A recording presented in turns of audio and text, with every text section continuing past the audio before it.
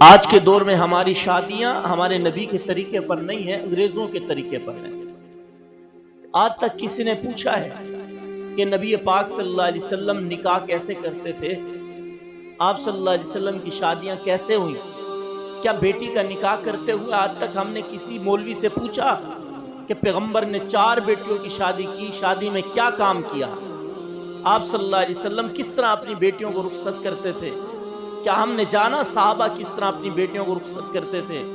کیا ہمیں معلوم ہے؟ ہم نے کبھی پوچھنے کی زحمت کی ہے کہ صحابہ کرام کی شادیاں کیسے ہوئیں؟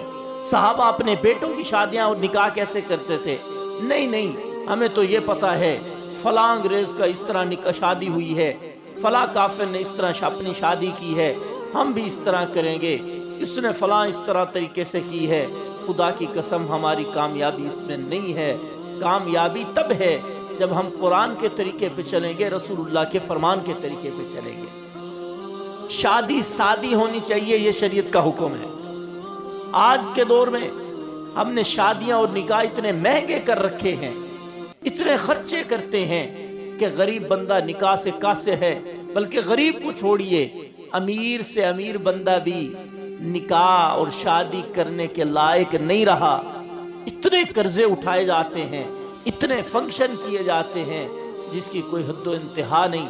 شادی کے بعد پوری زندگی بنا کما کر ان قرضوں کو اتارتا رہتا ہے، آخر قرضے کھڑے ہوتے ہیں، بندے کی زندگی ختم ہو جاتی ہے اور وہ قبر میں چلا جاتا ہے اور ہمیشہ کے لیے عذاب میں مبتلا رہتا ہے۔ دیکھیے حضرت مولانا احمد علی لاہوری صاحب رحمۃ اللہ علیہ دارالعلوم دیوبند میں پڑھتے تھے، دورہ حدیث کی کلاس میں آخری سال چل رہا تھا۔ حضرت کی بزرگی چوٹی کی تھی طالب علمی زمانے سے، حضرت مشہور تھے بزرگی کے اندر، نوافل، لوابین، چاش، تہجد، اشراق سب پڑھتے تھے۔ ایک دفعہ ایک استاد کے پاس رشتہ آیا، انہوں نے یہی کہا کہ ہم سب سے اچھے بچے کو، اچھے طالب علم کو، نیک بچے کو اپنی بیٹی دینا چاہتے ہیں۔ استاد نے حضرت لاہوری صاحب رحمۃ اللہ علیہ سے پوچھا آپ کرنا چاہتے ہیں؟ حضرت نے فرمایا ارادہ تو ہے، جوان تو ہوں لیکن کرنے کے لیے کچھ ہے نہیں۔ تو استاد کہنے لگے میاں تمہارے سسرال، یعنی جو تمہارے سسرال بنیں گے، ان کا بھی یہی ڈیمانڈ ہے کہ ہمیں بزرگ چاہیے، ہمیں دیندار چاہیے، ہماری بیٹی کو دیندار لڑکا پسند ہے، دولت اور مال اس کے پاس ہو یا نہ ہو، میں اس کے ساتھ رہ لوں گی، خوشی سے رہوں گی۔ آخر وقت طے ہو گیا، ساتھیوں کو پتہ چلا، کلاس کے ساتھیوں نے کہا حضرت احمد علی تیرے پاس صرف ایک جوڑا ہے، جسے تو پہنتا ہے وہ بھی پھٹا پرانا، تو ایسا کر کسی کلاس والے کا جوڑا کچھ دن کے لیے لے لے اور پھر اس کو واپس کر دینا، شادی کے دنوں میں کچھ دن وہ جوڑا پہن لے، کپڑوں کا سوٹ پہن لے۔ حضرت نے فرمایا کہ یار میرا دل نہیں مانتا کہ میں کسی کا جوڑا لوں، بس جو میرا اپنا ہے اسی کو لے لیتا ہوں، اسی کو پہن لیتا ہوں۔ جس دن حضرت کا نکاح تھا، عصر کے بعد نکاح تقریب منعقد ہونی تھی، تو ساتھیوں نے کہا اللہ کے بندے یہ میلے ہو رہے ہیں کپڑے، کم سے کم ایک جوڑا اس کو دھو تو لے۔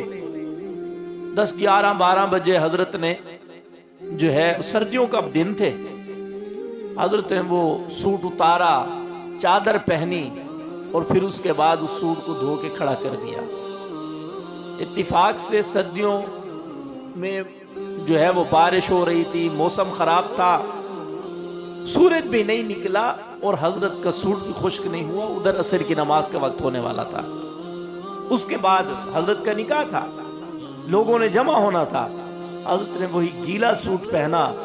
عصر کی نماز پڑھنے کے بعد دلہا صاحب گیلا سوٹ، پھٹا پرانا سوٹ پہن کے مسجد میں آگے آ گئے نکاح کرنے کے لیے۔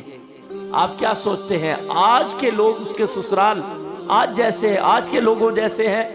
نہیں، وہ دیکھ کر خوش ہوئے، حضرت کا نکاح ہو گیا۔